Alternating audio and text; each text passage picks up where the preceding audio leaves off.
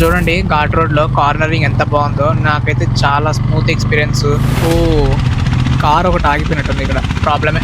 Swift car engine on అవ్వట్లేదు, of అయిపోయింది కంప్లీట్గా. స్లోప్లో ఆగిపోయిందంటే కొంచెం డేంజరే. ఎవరిదో వెహికల్ ఆగిపోయినట్టుంది ఇక్కడ. ఏంటి ఇద్దరు కెపాసిటీతో లాగలేకపోయింది ఏంటి వెహికల్ అది. హలో గాయ్స్, ఈరోజు అయితే మనము బెంగళూరు నుంచి నంది హిల్స్కి అయితే నేను ట్రావెల్ చేస్తున్నాను. అంటే రీసెంట్గానే మన థర్డ్ సర్వీస్ అయితే కంప్లీట్ అయింది. సో థర్డ్ సర్వీస్ తర్వాత మనము ఇదే ఫస్ట్ 100 కిలోమీటర్స్ ప్లస్ రైడ్ అయితే మనం చేస్తున్నాము. సో ఆల్మోస్ట్ నేనుండే రూమ్, అంటే నా రూమ్ నుంచి నంది హిల్స్కి వచ్చి రౌండ్ ఫిగర్ 80 కిలోమీటర్స్ అయితే వస్తుంది. అండ్ అప్ అండ్ డౌన్ వేసుకుంటే మనకు టోటల్గా 160 కిలోమీటర్స్ అయితే వస్తుంది. ఇన్ కేస్ ఏమన్నా ఎక్కువ ఇంకేమైనా తిరిగినా కానీ 200 కన్నా తక్కువే ఉంటుంది. సో నంది హిల్స్ అనేది బెంగళూరులో చాలా ఫేమస్ అనమాట. సో చాలామంది ఎవ్రీ వీకెండ్ నంది హిల్స్కి అయితే విజిట్ చేస్తుంటారు, ఎవరైతే నంది హిల్స్కి దగ్గరలో అయితే ఉంటారో. సో ఇంకా ఈ వీకెండ్ నేను ఏం ప్లాన్ చేద్దాం అనుకుంటా ఉన్నాను. సో అందుకని నేనైతే నంది హిల్స్ అయితే ప్లాన్ చేశాను. సో నంది హిల్స్కి విజిట్ చేయడానికి మనకి మెయిన్ రీజన్ ఏంటంటే అక్కడ మంచి వ్యూ పాయింట్స్ ఉంటాయి అనమాట, సన్ రైజ్కి సన్సెట్కి. సో అందుకని నేనైతే ఇప్పుడైతే స్టార్ట్ అయ్యాను. సో ఇప్పుడు టైం వచ్చి ఎర్లీ మార్నింగ్ 3:30 AM అనమాట. సో మార్నింగ్ అయితే స్టార్ట్ అయ్యాను నేను. సో టెంపరేచర్ కూడా మనకి కొంచెం లోలోనే ఉంది.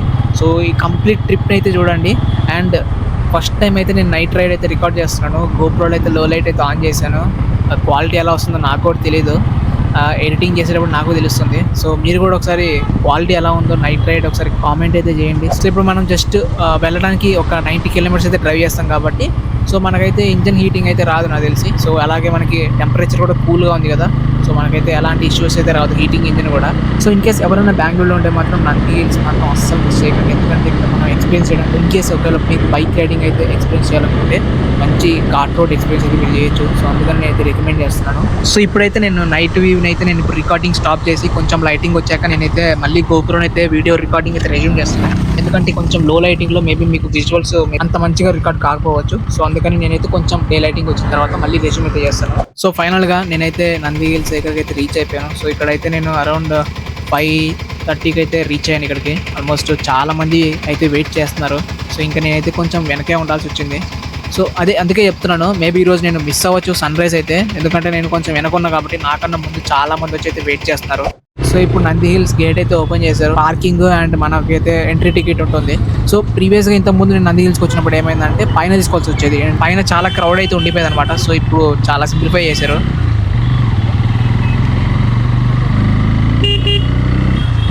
ఓ ట్రాఫిక్ ఏంట్రా బాబు, మామూలుగా లేదుగా ట్రాఫిక్.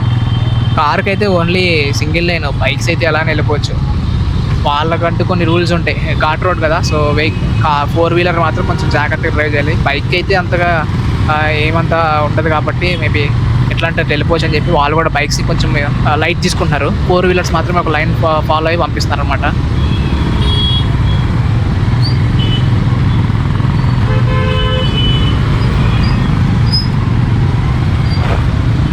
ట్రాఫిక్ మామూలుగా లేదు, ఏ టైంలో వచ్చినా కానీ ఇక్కడ ట్రాఫిక్ మాత్రం మామూలుగా ఉండదు.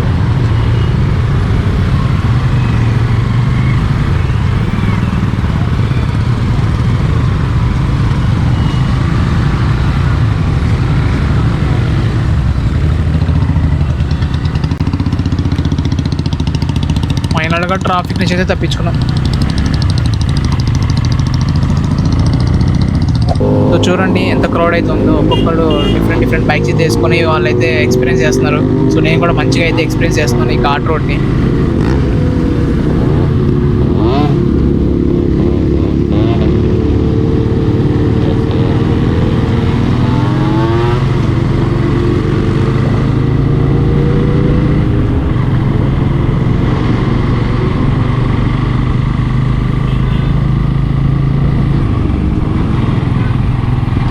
చాలా మంది అయితే ఇక్కడ దిగి ఫోటోషూట్ అయితే చేసుకుంటున్నారు. నేను కూడా ఫోటోషూట్ చేద్దాం అనుకున్నాను, బట్ కుదరదు. ఎందుకంటే నేను మేబీ సన్ రైజ్ మిస్ అవ్వచ్చు, అందుకని కొంచెం నేను హరీ అప్లో ఉన్నాను.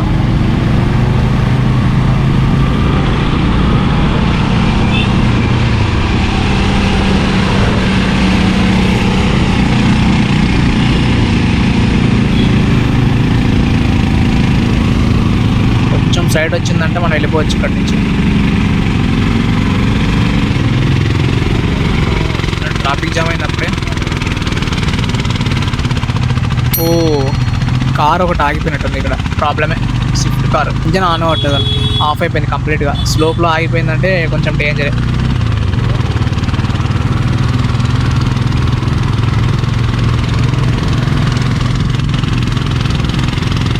ఆటోస్ మామూలుగా రావట్లేదు. పొగ చూసారు అసలు మా దోమల మందు లాగే ఉంది ఇదైతే. కార్ రోడ్ వెళ్ళిపోయాడంటే మనకి ఛాన్స్ వస్తుంది వెళ్ళిపోవడానికి. రైట్ సైడ్లో వెళ్ళిపోయాడు. సౌండ్ నుంచి తప్పించుకోవచ్చు అట్లీస్ట్. ఇప్పుడు కొంచెం రిలాక్సింగ్ ఉంది, మళ్ళీ మనం ఎంజాయ్ చేయొచ్చు రైడ్ని.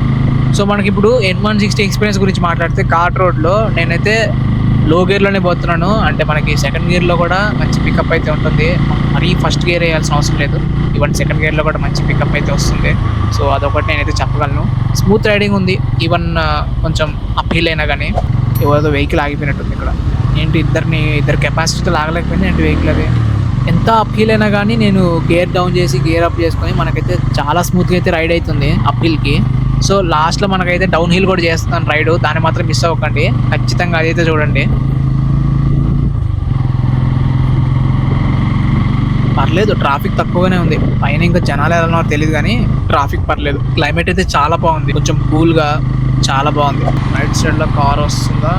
ఓకే, ఇంకొంచెం ఇదేమి మరీ లాంగ్ ఘాట్ రోడ్ అయితే కాదు, మనకి తక్కువే వస్తుంది. చూడండి ఆల్మోస్ట్ సన్ రైజ్ స్టార్ట్ అయిపోయి ఆల్మోస్ట్ ఎండ్ అయిపోయే ఛాన్స్ ఉంది అనుకుంటున్నా తెలిసి. మేబీ ఇంకొంచెం ముందు వచ్చి ఉండాలి నేను, అందుకని నాకన్నా ముందు చాలా మంది వచ్చేస్తున్నారు. బట్ ఓకే, ఇంతకుముందు చాలాసార్లు నేను సన్ రైజ్ అయితే చూశాను. సో మేబీ ఈసారి మిస్ అయిపోయాం. మంచి ఘాట్ రోడ్ డ్రైవింగ్ ఎక్స్పీరియన్స్ అయితే ఎంజాయ్ చేశాను. సో అదొక సాటిస్ఫాక్షన్. హజార్డ్ లైట్స్ N160కి హజార్డ్ లైట్స్ ఒకటే మిస్ అయింది.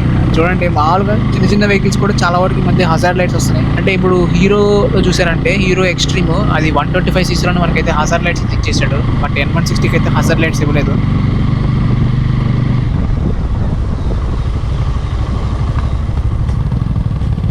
చూడండి ఘాట్ రోడ్లో కార్నరింగ్ ఎంత బాగుందో. నాకైతే చాలా స్మూత్ ఎక్స్పీరియన్స్. అంటే మనకి చాలా కాన్ఫిడెంట్గా ఉందన్నమాట. అంటే వెహికల్ సైడ్కి వాలిపోతుంది అలాంటిది ఏం లేకుండా నేనైతే కొంచెం కాన్ఫిడెంట్గానే నేనైతే కార్నరింగ్ అయితే చేస్తున్నాను. అలాగే మనకైతే స్మూత్ యాక్సిలరేషన్ అయితే నేను ఫీల్ అవుతున్నాను. ఇన్స్టాంట్ పికప్ కోసం ఎక్కువ యాక్సిలరేట్ అలాంటి ఏం చేయలేదు. నేనైతే కాన్స్టెంట్ యాక్సిలరేటర్ అయితే యూజ్ చేస్తాను. అంటే కాన్స్టెంట్ RPMతోనే పోతున్నాను. కార్ చాలా బాగుంది, ఇది red colour Volkswagen.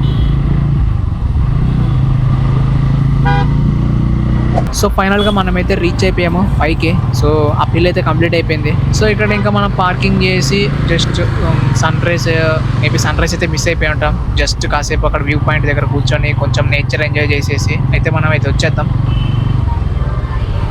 Last time వచ్చిన దానికన్నా ఇప్పుడు క్రౌడ్ అయితే చాలా తక్కువ మంది ఉన్నారు. లాస్ట్ టైం వచ్చినప్పుడు అయితే అసలు చాలా కష్టంగా ఉంది, బైక్ మూవ్ అయ్యేది కాదు. ఇప్పుడు అట్లీస్ట్ ట్రాఫిక్ లేకుండా బాగుంది యాక్చువల్లీ.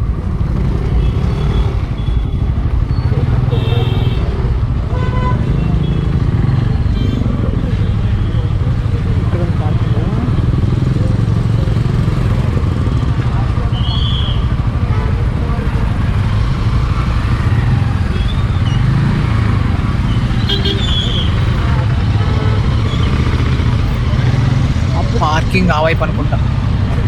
పార్కింగ్ కోసం చూస్తున్నాను. ఓకే, ఇటు సైడ్ ఉందా?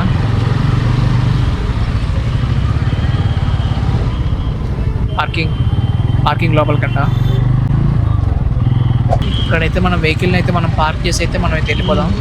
ఈ పార్కింగ్ అంటే తలకాయ నొప్పి. ఎందుకంటే మన వెనకగానే వెహికల్ ఎవరైనా స్టాప్ చేసినంటే ఇంకా తీయడం భలే కష్టం. మొత్తం కంప్లీట్ చేశాక మనం రిటర్న్ వచ్చాక మన వెహికల్ అయితే వెనక్కి తీయాలంటే ఆల్మోస్ట్ ఎన్ని వెహికల్స్ తీయాలో. మనం వచ్చే లోపల మనం వెనక వెహికల్స్ అందరూ తీసేసి ఉంటే మన లక్ అనమాట.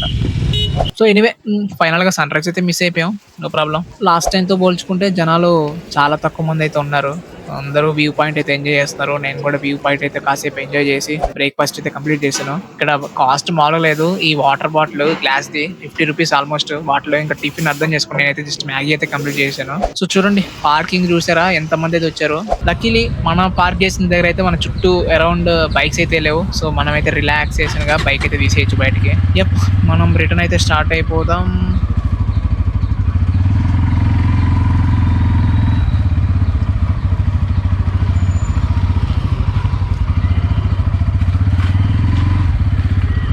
నేను బైక్ కొన్న తర్వాత ఇప్పుడు ఘాట్ రోడ్ ఎక్స్పీరియన్స్ చేయలేదు యాక్చువల్లీ. ఫస్ట్ టైం అయితే నేను ఇప్పుడు ఎక్స్పీరియన్స్ చేసింది. చూద్దాం డౌన్ హిల్ ఎక్స్పీరియన్స్ ఎలా ఉందో.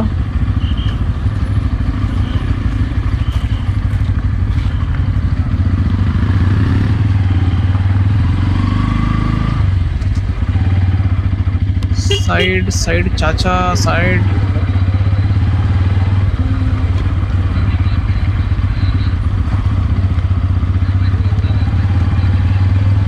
సో ఇక్కడ నుంచి మనకైతే డౌన్ హిల్ అయితే స్టార్ట్ అయింది.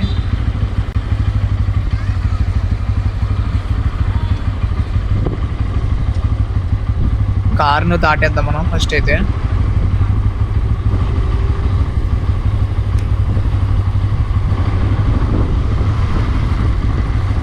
ఇప్పుడు ఏం చేస్తానంటే నేను ఒకసారి ఇంజన్ ఆపేస్తాను. డౌన్ హిల్లో ఇంజన్ ఆపేస్తే ఎక్స్పీరియన్స్ ఎలా ఉందో చూద్దాం. మనకి కూడా ఎక్స్పీరియన్స్ చేసినట్టుంది. ఇట్స్ లైక్ ఎక్స్పెరిమెంట్ అనమాట.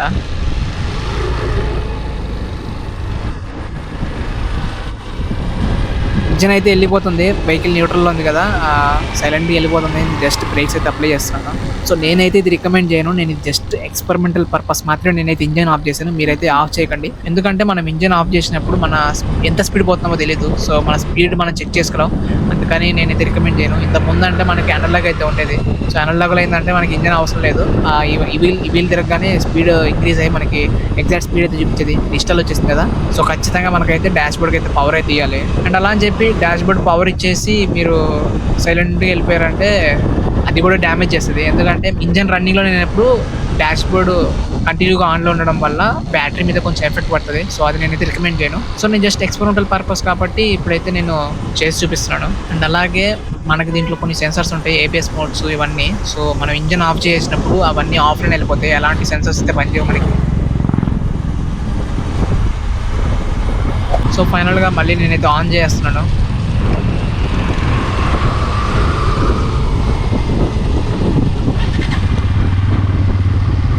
జస్ట్ న్యూట్రల్లో పోతున్నాను అంతే. డౌన్ హిల్లే కదా, సో మనకు అంతకి అంటే మధ్యలో మనకి కొంచెం హిల్లీ ఏరియా లేనప్పుడు మనం కొంచెం గేర్ వేసుకోవాల్సి వస్తుంది. ఆ టైంలో గేర్ వేసుకున్నాం ఇంకా. సో డౌన్ హిల్ ఫీలింగ్ అయితే చాలా బాగుంది. కార్నరింగ్ చేసేటప్పుడు అయితే నాకు చాలా బాగా నచ్చుతుంది. మేబీ మీరు కూడా ఫీల్ అవుతూ ఉండొచ్చు ఎలా ఉందని ఫీలింగ్. సో నేనైతే నా ఎక్స్పీరియన్స్ అయితే సూపర్ ఉంది. అండ్ ఇప్పుడు ఇందాక మనం ఇంజన్ ఆఫ్ అయితే చేసాం కదా వెహికల్, అండ్ ఇంజన్ ఆన్ చేసి ఇప్పుడు పోతున్నాము. డిఫరెన్స్ ఏమంటారా? డిఫరెన్స్ ఏం లేదు, ఒకటే వెళ్తుంది. సేమ్ స్మూత్గా అయితే వెళ్తుంది. ఇంజన్ ఆఫ్లో ఉన్న స్మూత్ వెళ్తుంది, ఇంజన్ ఆన్లో ఉన్న స్మూత్ వెళ్తుంది. బట్ ఇంకా చెప్పాను కదా కొన్ని ప్రికాషన్స్. మనకి స్పీడ్ తెలీదు, అండ్ అలాగే మనకి దీంట్లో ఉన్న సెన్సర్స్ అన్నీ ఆఫ్లైన్ అయిపోతాయి, కావాల్సిన టైంలో వర్క్ అవుతాయి. సో అందుకని నేను రికమెండ్ చేయలేదు అంతే. సో ఇంకా డౌన్లో చాలామంది ఇంజన్ బ్రేకింగ్ అయితే యూజ్ చేస్తూ ఉంటారు. నేను ఇంజన్ బ్రేకింగ్ ఇంతకుముందు వాడేవాడిని, ఇప్పుడు కొంచెం తగ్గించేసిన ఇంజన్ బ్రేకింగ్. సో అంటే డౌన్ హిల్లో ఇంజన్ బ్రేకింగ్ వాడటం మంచిదే, కానీ ఇది 164.82 cc కదా. సో ఇంత తక్కువ సీసీలో ఇంజన్ బ్రేకింగ్ అనేది మనం యూజ్ చేసినప్పుడు ఏంటంటే ఇంజన్ మీద మనకి కొంచెం స్ట్రెయిన్ పడుతుంది. సడన్గా ఇంకా అన్ఎక్స్పెక్టెడ్ సిచ్యువేషన్స్లో మనం చేయాల్సి వస్తుంది. అప్పుడైతే ఏం ప్రాబ్లం లేదు. కంటిన్యూగా ఇంజన్ బ్రేకింగ్ యూజ్ చేయడం వల్ల మనకైతే ఇంజన్ మీద ఎఫెక్ట్ పడుతుంది. సో అదైతే నేను రికమెండ్ చేయను లో సీసీ వెహికల్స్కి. 350 cc కన్నా తక్కువ ఉన్న వెహికల్స్కి అయితే నేను రికమెండ్ చేయను. అబౌవ్ 350 cc అయితే నేను రికమెండ్ చేస్తాను. లో సీసీలో ఉన్నప్పుడు మనం ఇంజన్ బ్రేకింగ్ వాడకపోవడమే బెటర్. ఇట్స్ లైక్ సేఫ్టీ అనుకోండి. మనకి ఇంజన్ సేఫ్ ఉంటుంది, మనకి ఎలాంటి డ్యామేజ్ అయితే జరగదు. ఇంకా చాలా మంది మన కమెంట్స్లో మన సబ్స్క్రైబర్స్ అడిగిన డౌట్ ఏంటంటే నేను డాష్ బోర్డ్ స్క్రీన్కి ఏమన్నా ఎలాంటి గార్డ్ ఏమన్నా అంటించాను అనుకుంటున్నారు. సో నేనైతే ఎలాంటి స్క్రీన్ గార్డ్ అయితే ప్రెసెంట్ అప్లై చేయలేదు. ఎలా ఉందో అలానే యూజ్ చేస్తున్నాను. ఎందుకంటే ఇంతకుముందు నేను స్క్రీన్ గార్డ్ కొని దానికి అప్లై చేశాను. కొన్ని రోజులకి అంటే ఎండకి కొంచెం వాన పడినప్పుడు ఏమవుతుందంటే స్క్రీన్ గార్డ్ అనేది లేసి వచ్చేస్తుంది అనమాట. అంటే ఉండట్లేదు, జస్ట్ ఒక 1 week కూడా ఉండట్లేదు. అది అరౌండ్ నేను కొనింది 600 700 అయితే పడింది. నన్ను అడిగితే వేస్ట్ అంటాను. డాష్ బోర్డ్ స్క్రీన్ గార్డ్ కొంచెం మనం జాగ్రత్తగా చూసుకోవడం బెటర్. మనము అంత ఇన్వెస్ట్ చేసి దాన్ని పెట్టేసినా కానీ అది 1 weekకి అంటే వర్షంకి కానీ ఎండకి కానీ అది ఊడిపోద్ది. సో అదైతే నేను రికమెండ్ చేయను, నేను అవాయిడ్ చేయమంటాను. ఇన్ కేస్ లేదు ఖచ్చితంగా కావాలి అనుకుంటే స్క్రీన్ గార్డ్ అంటే ఈ స్క్రీన్ గార్డ్ కాకుండా స్టిక్కర్ టైప్ అయితే ఇచ్చండి, అది బెటర్. నేను కూడా స్క్రీన్ స్టిక్కర్ వేపిద్దాం అనుకుంటున్నాను. ఇన్ కేస్ స్క్రీన్ స్టిక్కర్ వేసినప్పుడు దాని మీద ఒక వీడియో పెట్టి నేనైతే లింక్ అయితే ప్రొవైడ్ చేస్తాను. అండ్ మన వెహికల్కి అయితే ఎలాంటి ఎక్స్ట్రా అడిషనల్ యాక్సెసరీస్ అయితే పెట్టలేదు. వెహికల్ ఎలా కొన్నామో అలానే చేయించాం. రీసెంట్గా సీట్ కవర్స్ అయితే చేయించాను అంతే. ఒరిజినల్ సీట్ కవర్స్ అంటే బయట పార్క్ చేస్తాం కదా, ఇన్ కేసు అక్కడ పిల్లులు కానీ ఏమన్నా ఉంటాయి, సో అవి డ్యామేజ్ చేస్తాయని ఒరిజినల్ సీట్ కవర్స్ అలానే ఉండాలని చెప్పి పైన ఆల్మోస్ట్ సేమ్ ఒరిజినల్ లాగే ఉంటుంది. మరీ థిక్ ఏం అయిపోలేదు, చాలా థిన్ అయితే నేను కవరింగ్ వేయించాను సీట్ కవర్స్కి. అది ఒక్కటే చేంజ్ నేను చేయించింది, ఎలాంటి చేంజెస్ అయితే చేయలేదు. నేను హ్యాండిల్ బార్ మార్చడం, సైడ్ మిర్రర్స్ మార్చడం ఎలాంటి అయితే మార్చలేదు. ఎలా ఉన్న వెహికల్ అలానే యూజ్ చేస్తాను. ఎక్స్ట్రా అడిషనల్ యాక్సెసరీస్ అయితే ఏం యూజ్ చేయలేదు. ఇంకొంతమంది మన సబ్స్క్రైబర్స్ అలాగే క్లచ్ ప్లేట్స్ గురించి అయితే అడిగారు. అంటే రావాల్సిన దానికన్నా ఆ క్లచ్ ప్లేట్స్ అనేవి త్వరగా కాలిపోతున్నాయి అంట కొంతమందికి. సో అది చెప్పారు. సో నేనైతే దానికి ఒకటే సొల్యూషన్ చెప్తాను. ఆ బ్రదర్‌ని నేనేమడిగానంటే మీరు ఫుల్ క్లచ్‌లో డ్రైవ్ చేస్తున్నారా? హాఫ్ క్లచ్‌లో డ్రైవ్ చేస్తున్నారా? అని అడిగాను. వాళ్ళని హాఫ్ క్లచ్ అని చెప్పారు. అక్కడే అర్థమైపోయింది ఎందుకు పోయాయని.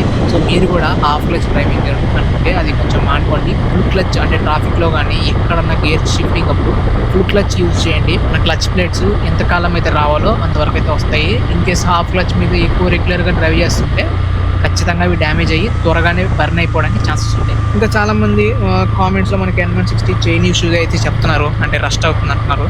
ఎందుకవుతుందంటే మీరు దాన్ని సాల్ట్ వాటర్‌తో అలాంటి వాటితో వాష్ చేయొద్దు. అలాగే ఎవ్రీ 500 కిలోమీటర్స్ అయితే మెయింటెనెన్స్ అయితే చేయాలి. అంటే చైన్ క్లీనింగ్ ఏసి చైన్ లూబ్ అయితే అప్లై చేయాల్సొస్తుంది. ఇన్ కేస్ అప్లై చేయలేదంటే ఈ బజాజ్ వెహికల్స్‌లో ఖచ్చితంగా ప్రాబ్లమ్ అయితే వస్తుంది. ఇన్ కేస్ ఆ ప్రాసెస్ తెలియకపోతే మన డిస్క్రిప్షన్‌లో చైన్ క్లీనింగ్ ఎలా చేయాలి కంప్లీట్ ప్రాసెస్ అంటే కావాల్సిన ప్రొడక్ట్స్ అయితే కంప్లీట్‌గా మనకు ఆ వీడియోకైతే నేను ట్యాగ్ చేసి పెట్టున్నాను. మీరైతే డిస్క్రిప్షన్‌లో అయితే చెక్ చేయండి. అలాగే చాలామంది నా గేర్ గురించి అడుగుతున్నారు. అంటే మన గ్లౌస్, హెల్మెట్ వాటన్నిటి గురించి అడుగుతున్నారు. సో వాటిని కూడా డిస్క్రిప్షన్‌లో అయితే పెడుతున్నాను. సో ఫైనల్‌గా మనమైతే ఘాట్ రోడ్ అయితే ఎగ్జిట్ అయితే అయిపోయాము. సో ఓవరాల్‌గా నా N160 రైడింగ్ ఎక్స్‌పీరియన్స్ ఘాట్ రోడ్‌లో చాలా బాగుంది. సో ఎవరైనా బెంగుళూరులో ఉంటే నంది హిల్స్ విజిట్ మాత్రం అస్సలు మిస్ అవ్వకండి. డెఫినెట్‌లీ మంచి రైడ్ ఎక్స్‌పీరియన్స్ అయితే వస్తది. అండ్ ఇన్‌స్టాగ్రామ్‌లో చాలామంది మెసేజ్ చేస్తారు కలిసి రైడ్ వెళ్దామని. ఖచ్చితంగా కలిసి వెళ్ళడానికి నేనైతే ట్రై చేస్తాను. ఇన్‌స్టాగ్రామ్‌లో మెసేజ్ చేయండి. ఖచ్చితంగా మనం కలిసి అయితే ఒక లాంగ్ రైడ్ అయితే మనం ప్లాన్ చేద్దాం. అలాగే ఇంకా నెక్స్ట్ లాంగ్ రైడ్స్ అయితే నేను చాలా చేయాలనుకుంటున్నాను. సో నెక్స్ట్ లాంగ్ రైడ్ ఏం చేయాలో నాకు కూడా ఐడియా రావట్లేదు. మీకు ఎలాంటి సజెషన్స్ అయితే ఉంటే కామెంట్ చేయండి. నేను ఆ రైడ్‌ని అయితే చేయడానికి ట్రై చేస్తాను. ఇంకొంతమంది చాలామంది N160 ఇంజిన్ హీట్ ఇష్యూ గురించి అడుగుతున్నారు. దాని ఎక్స్‌పీరియన్స్ ఎలా ఉంది నన్ను అడుగుతున్నారు. నేనైతే ఒకటే చెప్తాను. నాకైతే హీటింగ్ ఇష్యూ అయితే ఇప్పుడు దాకా రాలేదు. ఇంజిన్ హీటింగ్ ఇష్యూ అయితే ఒక్కసారి కూడా రాలేదు. ఎందుకంటే నేను మీడియం స్పీడ్ మెయింటైన్ చేస్తాను. అంటే ఈ సీసీ కెపాసిటీ ఎంతో అంతే స్పీడ్ మెయింటైన్ చేస్తాను. అలాగే మనకేందంటే ఎవ్రీ 90-100 కిలోమీటర్స్‌కి నేను రెస్ట్ తీసుకుంటాను అనమాట. కంటిన్యూగా 500 కిలోమీటర్స్, 400 కిలోమీటర్స్ డ్రైవ్ చేయను. ఆ టైంలో ఇంజిన్ హీట్ ఖచ్చితంగా అవుతుంది. ఈ బండి అని కాదు, ఏ వెహికల్ అయినా గానీ ఒక్కోసారి ఇంజిన్ హీటింగ్ అవుతుంది. ఈ సమ్మర్‌లో అయితే ఇంకా ఎక్కువ ఉంటుంది. సో మన బైక్ సీసీ బట్టి అట్ ఎ టైమ్ ఎన్ని కిలోమీటర్స్ డ్రైవ్ చేసుకోవాలని మనం డిసైడ్ చేసుకోవాలి. ఇంకొక సబ్స్క్రైబర్ అయితే వాళ్ళ బైక్ N160 బైక్ అయితే సర్వీస్ అయితే వాళ్ళు షోరూమ్‌లో ఇవ్వకుండా లోకల్‌లో అయితే ఇచ్చారంట. సో నన్ను అడిగితే లోకల్‌లో అలా ఇయ్యొద్దంట. ఎందుకంటే లోకల్‌లో ఇవ్వడం వల్ల వాళ్ళకి అంత నాలెడ్జ్ ఉండదు. ఇప్పుడొచ్చే ప్రతి BS6 వెహికల్స్ అన్ని సెన్సార్స్ అయితే వస్తున్నాయి. సో ప్రాపర్ నాలెడ్జ్ లేకుండా వెహికల్‌ని వాళ్ళేమన్నా రిపేర్ చేద్దామని ట్రై చేస్తే ఒకటి చేయబోయి ఇంకోటి చేయడం వల్ల ఉన్న ప్రాబ్లమ్ కాకుండా ఇంకా ఎక్స్‌ట్రా ప్రాబ్లమ్స్ అయితే వస్తాయి. సో అందుకని లోకలోళ్ళ దగ్గర అయితే ఇయ్యొద్దు. షోరూమ్‌లో రండి. 500, 1000 దగ్గర రూపాయి మనం చూసుకున్నామంటే రేపు వేలు ఖర్చు పెట్టాల్సొస్తది. పర్లేదు 1000, 2000 ఎక్స్‌ట్రా అయినా గానీ షోరూమ్‌లో అయితే ఇవ్వండి. ఎందుకంటే వాళ్ళకి ప్రాపర్ నాలెడ్జ్ ఉంటుంది కాబట్టి వాళ్ళైతే కరెక్ట్‌గా చేసిస్తారు. ఎలాంటి ప్రాబ్లమ్స్ రాకుండా. సో అదైతే నేను రికమెండ్ చేస్తాను. అలాగే మన వీడియోస్ అయితే లాస్ట్ వరకు అయితే అందరూ చూస్తున్నారు. బట్ లైక్ చేయట్లేదు. అలాగే సబ్స్క్రైబ్ అయితే చేసుకోవట్లేదు.